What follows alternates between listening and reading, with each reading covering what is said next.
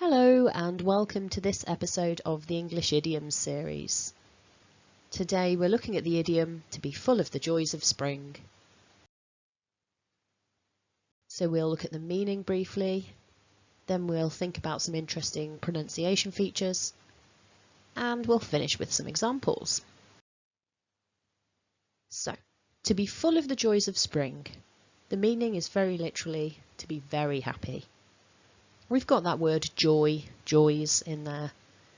So we've got that feeling of happiness. It's very present within the idiom. Spring is a time of growth and change. So you can see really there's no mystery behind this idiom. It's a nice straightforward one. So thinking about the pronunciation features then, there's quite a lot going on here. First of all, we've got the weak form t. Instead of to, we can say to be. Then we've got one of those connected speech occurrences, full, ending in a consonant, of, beginning with a vowel, so full of. We have a weak the before joys, so the joys. And then we've got another connection, joys of. And in both of those cases, I've said joys of, but you could say joys of with the weak form, with the schwa. So it really depends how formal or informal you're being and whether you want to really connect it up, how quickly you're speaking. So I'll read it both ways.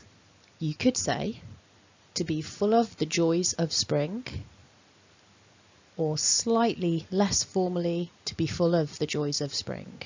So full of, full of. To be full of the joys of spring. To be full of the joys of spring. Some examples then. Sally was full of the joys of spring this morning. What happened? You seem full of the joys of spring.